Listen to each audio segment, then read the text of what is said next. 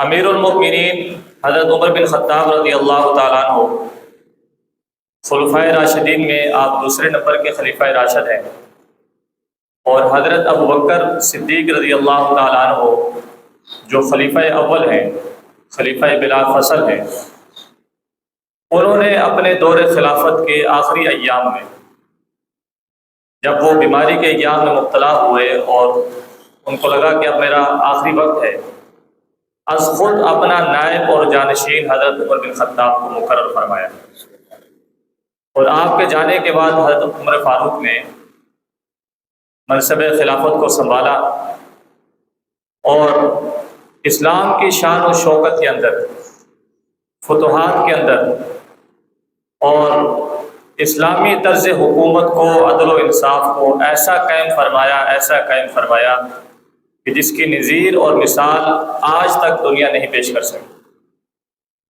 بڑے ترقی یافتہ ممالک اور حکومتیں اور سلطنتیں گزری ہیں، لیکن جو نظام حضرت فاروق اعظم نے رائج فرمایا، جو عدل و انصاف اور جو قانون کی بالادستی اور جو مخلوق خدا کے حقوق کی ادائیگی اور سادہ طرز حکمرانی اور انصاف صاحب حق کے دہلیز تک پہنچتا، اس کی مثال اور نظیر آج دنیا نہیں پیش کر سکی۔ علماء نے یہ بات لکھی ہے کہ حضرت عمر بن خطاب کی ایسی مثالی حکومت تھی کہ 4 عناصر ہیں جو انسان کی تخلیق میں بھی شامل ہیں: ہوا، آگ، پانی اور مٹی۔ یہ 4 چیزیں ہیں جو انسان کی تخلیق میں بھی شامل ہیں۔ فرمایا کہ اللہ نے آپ کو ان 4 عناصر پر حکمرانی عطا فرمائی۔ آپ نے یہ تو سنا ہوگا کہ فلاں حکمران انسانوں پر مقرر ہوا، اور حکومت بھی انسانوں پر ہوتی ہے، لیکن ایسی عدل و انصاف کی حکمرانی کہ اللہ نے آپ کو یہ شرف بخش دیا کہ انسان تو درکنار، یہ بے جان چیزیں بھی، ہوا، پانی، آگ اور مٹی بھی آپ کے تابع ہوگی۔ آپ کی بات کو سننے پر رضامند ہوگی، اتباع میں آ گئی۔ یہ اس لیے تھا کہ آپ نے بیائی نہیں وہی قانون ضابطہ جو اللہ اور اس کے رسول کی منشا اور چاہت تھی، اس کو اس کی مخلوق کے اوپر لاگو کیا، اپنے عمل سے بھی اور اپنے قول سے بھی۔ اب میں وہ مختصر وہ واقعات عرض کرتا ہوں کہ کس طرح حضرت فاروق اعظم نے حکمرانی کے طرز کو اختیار کیا اور کیا طرز حکمرانی تھی۔ دریائے نیل یہ مصر کا ایک مشہور دریا ہے۔ اسلام سے پہلے وہاں ایک رسم بد تھی کہ سال میں جب دریائے نیل خشک ہو جاتا تو وہاں کے لوگ ایک خوبصورت لڑکی کو تیار کر کے اس دریا کے حوالے کرتے، دریا کی موجوں کی نظر کرتے، وہ دریا خشک ہوا چل پڑتا۔ جب مصر فتح ہو گیا، حضرت عامر بن عاص کو مصر کا گورنر بنایا، تو انہوں نے خلیفۃ المسلمین امیر المؤمنین حضرت عمر بن خطاب کو خط لکھا کہ یہاں ایک جاہلیت کی رسم رائج ہے کہ جو دریائے نیل کو، خشک ہوئے دریائے نیل کو ایک انسانی جان کے ذریعے چلایا جاتا ہے، تو اس کے حوالے سے آپ کے کیا احکامات ہیں؟ حضرت عمر بن خطاب نے ایک خط لکھا، اور اس خط میں لکھا کہ اے دریائے نیل، اگر تو اپنی مرضی سے چلتا ہے، اپنی منشا سے چلتا ہے تو نہ چل، تیری کوئی ضرورت نہیں۔ اگر تو اللہ کے حکم سے جاری ہوتا ہے تو عمر بن خطاب تجھے اسی اللہ کا حکم دیتا ہے کہ تو جاری ہو جائے۔ وہ رکا لکھا اور حضرت عمر بن عاص کو روانہ فرمایا۔ حضرت عمر بن عاص نے وہ رکا دریائے نیل کے سپرد کیا، وہ خشک ہوا دریائے نیل ایسا چلا کہ آج تک جاری ہے، پھر نوبت نہیں آئی خشک ہونے کی۔ تو خشکی سمندروں اور دریاؤں نے بھی آپ کی بات کو مانا۔ آپ مدینہ منورہ کے اندر ایک جگہ آگ لگتی ہے اور مدینہ کے کئی مکانات جل جاتے ہیں، تھمنے کا نام نہیں لیتے۔ حضرت عمر بن خطاب کو پتہ چلتا ہے کہ امیر المومنین فلاں مقام پر آگ بھڑک اٹھی ہے اور تھمنے کا نام نہیں لے رہی۔ تو مختلف روایات ہیں، ایک روایت میں خط کا ذکر ہے اور ایک روایت میں کپڑا روانہ کرنے کا ذکر ہے۔ تو اختلاف روایت، یا رکا روانہ کیا یا کپڑا روانہ کیا، آگ تھم گئی۔ وہ جو آگ تھمنے کا نام نہیں لے رہی تھی، امیر المومنین کے اس خط یا اس کپڑا کے روانہ کرنے کی وجہ سے وہ آگ تھم گئی اور بڑھتی ہوئی آگ بجھ گئی۔ سبحان اللہ کہتے جائے، بات سمجھ آ رہی ہے؟ ہاں، یہ مذاق والا سبحان اللہ نہیں، آہستہ آواز سے، دھیمی آواز سے بے شک کہیں، تاکہ کہنے والے کو یہ سمجھ آ جائے کہ یار میں اپنی بات کو اچھی طرح پہنچا رہا ہوں۔ اور یہ واقعات فقط نقل کرنا مقصود نہیں، سنانا مقصود نہیں۔ ان واقعات سے جہاں ہمارے ایمانوں کو تازگی ملتی ہے، وہی ہمارے دلوں میں یہ شغف اور شوق بھی پیدا ہوتا ہے کہ اسلام کے اوپر اگر عمل پیرا ہوں گے تو پھر اللہ مخلوق کو کیا، ہر شے کو ہمارے تابع کرے گا۔ دو واقعات ہو گئے، تیسرا واقعہ، دو واقعات پہلے میں نے کون سے بیان کیے؟ ہاں، دریائے نیل والا اور دوسرا آگ والا۔ عناصر اربعہ کی میں نے بات کی تھی کہ چاروں عناصر پر، آگ، پانی، ہوا اور مٹی، ان چاروں پر حضرت عمر کو حکمرانی کا شرف نصیب ہوا۔ دو واقعات کی میں نے مثالیں پیش کر دی، اب دو باقی ہیں، ہوا اور مٹی۔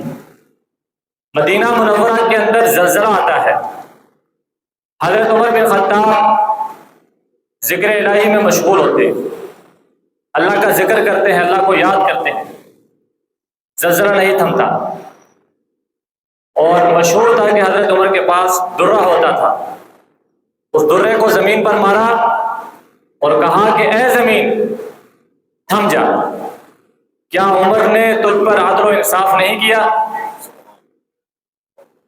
زمین تھم جاتی ہے، زلزلہ رک جاتا ہے۔ یعنی زمین بھی یہ بات مانتی تھی کہ یہ خلیفہ واقعی اللہ کا نائب ہے اور خلیفۃ الرسول ہے، امیر المؤمنین ہے، اس نے زمین پر عدل و انصاف کو قائم کیا ہے، آج اس کی بات کو ماننا مجھ پر لازم ہے۔ تین واقعات ہو گئے، چوتھا واقعہ، امیر المؤمنین جمعے کا دن ہے، ممبر پر خطبہ دے رہے ہیں اور سینکڑوں میل دور جہاد کے اندر حضرت ساریہ کفار سے جہاد کر رہے ہیں، قتال کر رہے ہیں۔ عراق کے ایک شہر میں حضرت عمر بن خطاب مدینہ الرسول کے مسجد نبوی کے ممبر پر بیٹھ کر دوران خطبہ یہ کلمات کہتے ہیں، یا ساریۃ الجبل، یا ساریۃ الجبل، اے ساریہ پہاڑ کی جانب متوجہ ہو جاؤ، وہاں سے دشمن تم پر حملہ آور ہو رہا ہے۔ اب آپ خطبہ دے رہے ہیں، کوئی عنوان بھی نہیں، سامنے حضرت ساریہ بھی نہیں، حضرت ساریہ عراق کے ایک مقام پر میدان جہاد میں مصروف عمل ہے اور امیر المؤمنین مدینہ الرسول میں ہے اور فاصلہ سینکڑوں میل دور کا ہے۔ یہاں امیر المؤمنین حضرت ساریہ کو آواز دیتے ہیں، وہاں اس میدان جہاد کے اندر حضرت ساریہ وہ آواز سنتے ہیں اور پہاڑ کی جانب متوجہ ہوتے ہیں اور لشکر سے جو پیچھے سے حملہ آور ہو رہا تھا اس سے دفاع کرتے ہیں اور مسلمانوں کو اس سے فتح نصیب ہوتی ہے۔ جب حضرت ساریہ کا قاصد اور لشکر واپس آیا جہاد کر کے تو امیر المؤمنین سے کہا کہ امیر المؤمنین، ہم نے فلاں دن، فلاں تاریخ، فلاں وقت یہ آواز میدان جہاد میں سنی، کوئی آواز دینے والا کہہ رہا ہے کہ ساریہ پہاڑ کی جانب متوجہ ہو جاؤ، اور ہم متوجہ ہوئے، اس کی برکت سے اللہ نے ہمیں فتح عطا کر دی۔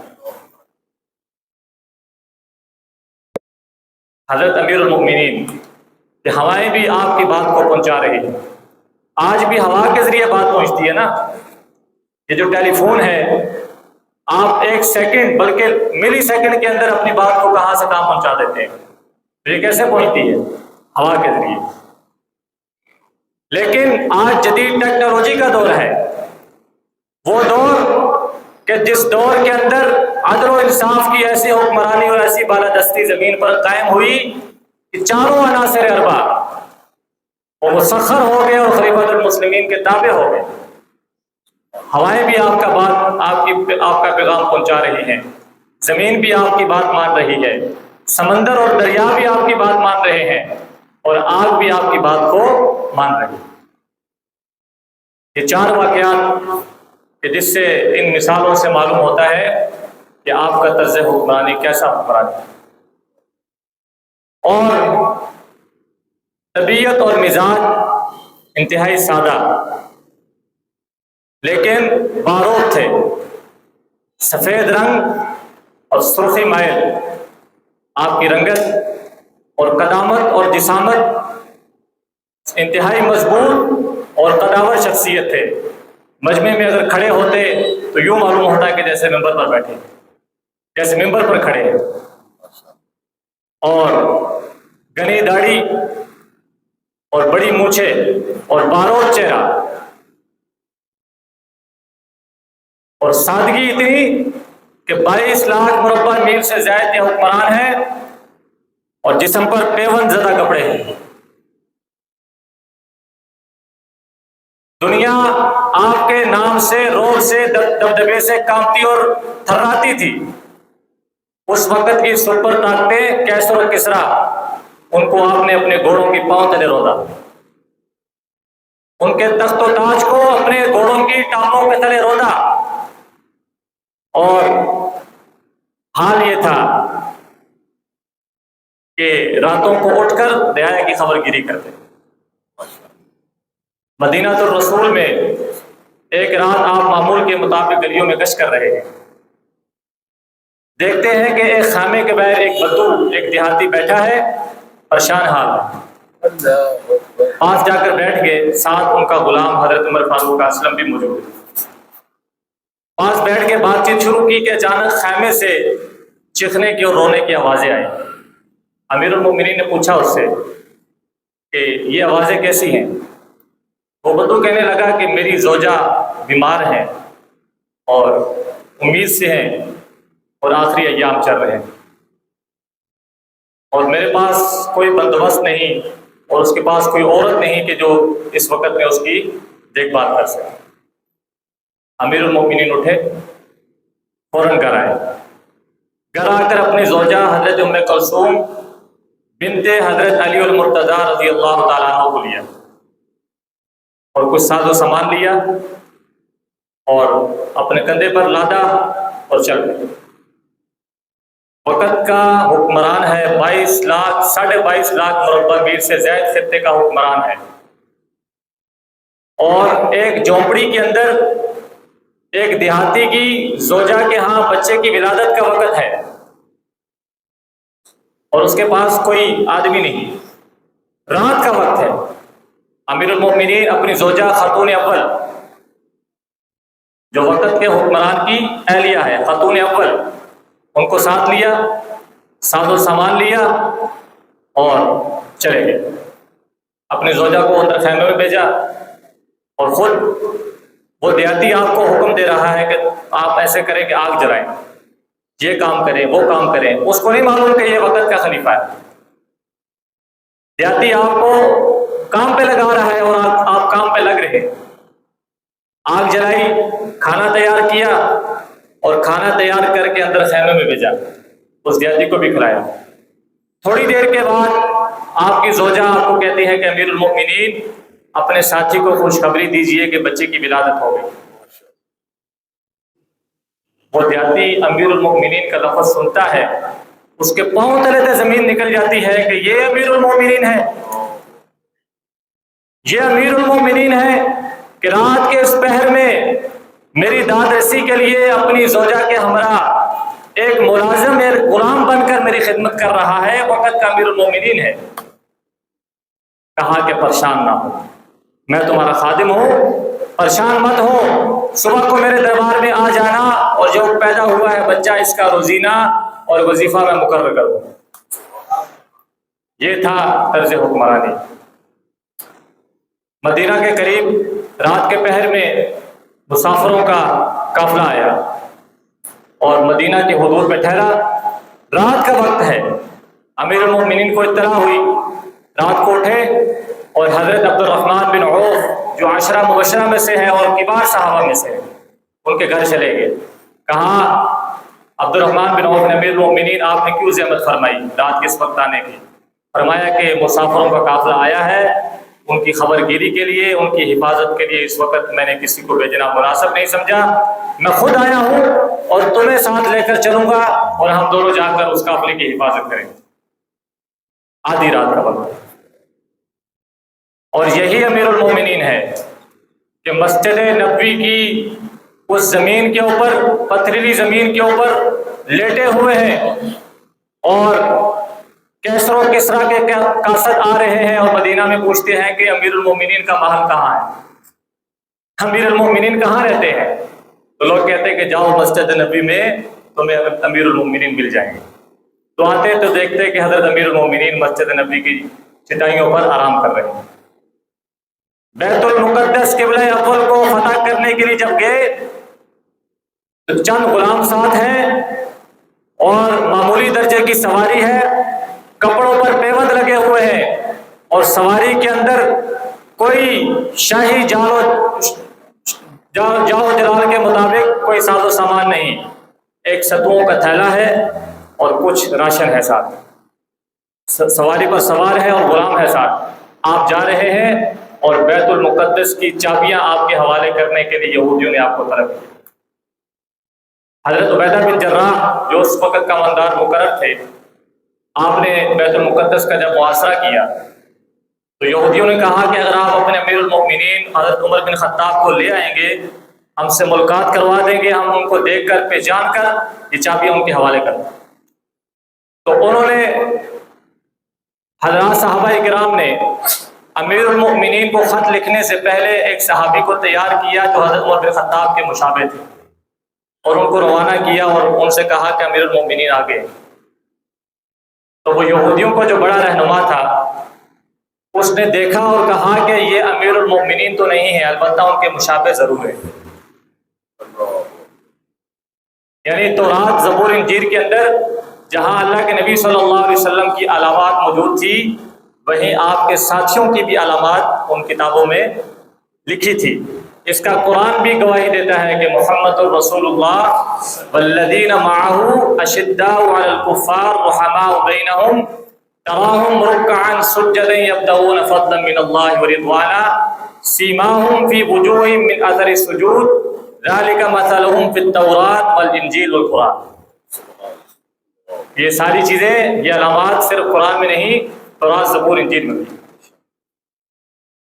تو حضرت عمر بن خطاب کی علامات کو وہ جانتے تھے، تو وہ جو مشابہ، آپ کی شکل و شباہت کے مشابہ صحابی روانہ کیے گئے، تو انہوں نے کہا کہ یہ فاروق اعظم تو نہیں ہے، البتہ ان کی شباہت ضرور رکھتے ہیں، آپ امیر المومنین جو عمر بن خطاب ہے ان کو روانہ کریں۔ تو پھر انہوں نے خط لکھا، امیر المومنین اگر آپ آ جاتے ہیں اور یہود آپ سے ملاقات کے خواہش مند ہیں اور آپ کے حوالے سب کچھ کرنے کو تیار ہیں، لیکن وہ چاہتے ہیں کہ ہم امیر المومنین سے کو دیکھ لیں اور پہچان کر ان کے حوالے کر دیں۔ تو حضرت عمر بن خطاب امیر المومنین ہیں اور بیت المقدس کو فتح کرنے کے لیے، اس کی چابیاں لینے کے لیے آپ روانہ ہو رہے ہیں۔ حالت کیا ہے کہ بدن پر وہی پرانے اور پیوند زدہ کپڑے ہیں، عام سی سواری ہے، اور سواری کے اندر کھانے پینے کے لیے کوئی بڑی اشیاء نہیں، ایک ستوؤں کا تھیلا ہے۔ رستے میں جہاں اترتے وہی خود کھاتے، وہی اپنے خادم اور غلام کو کھلاتے، اور اس شان و شوکت کے ساتھ آپ وہاں اترے۔ تو حضرات صحابہ جو آپ کے انتظار میں وہاں مامور تھے، انہوں نے کہا کہ امیر المومنین آپ ایسا نہ کیجئے، غیروں کے پاس آپ جا رہے ہیں تو آپ اپنا لباس کم سے کم نیا لباس زیبتن کر لیں اور شان و شوکت کے ساتھ جائیں، کہ وہ یہ نہ کہیں کہ مسلمان غریب ہیں اور مسلمان ان کا کوئی پرسان حال نہیں۔ کہا کہ نہیں، میں اسی شان و شوکت کے ساتھ اسی کے ساتھ جاؤں گا کہ جو محمد رسول اللہ صلی اللہ علیہ وسلم کی فقیرانہ اور یہ طرز حکومت، اسی کے ساتھ میں روانہ ہوں۔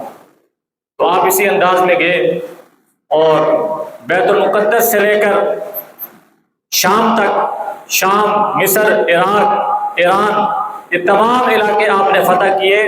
1036 بڑے شہروں کو ان کے مضافات سمیت فتح کیا، اور 22.5 لاکھ مربع میل کا جو خطہ ہے یہ آپ کے دور حکومت میں فتح ہوا۔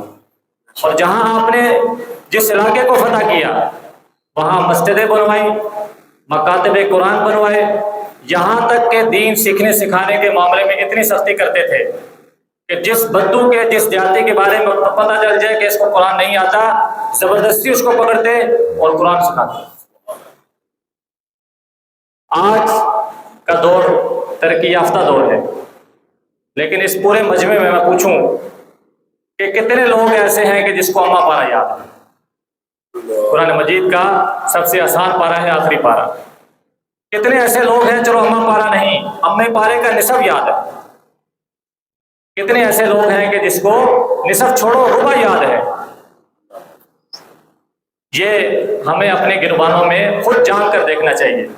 علماء پر اعتراض بڑا آسان ہے، علماء آپ کی اصلاح کرتے ہیں، آپ کو جوڑتے ہیں، آپ کو سمجھاتے ہیں، لیکن آپ کو بات پھر بھی بھلی معلوم نہیں ہوتی، باہر نکل کر پھر جا کر آپ انہیں علماء کو برا کہتے ہیں کہ یار یہ مولوی بڑی عجیب باتیں کرتے ہیں۔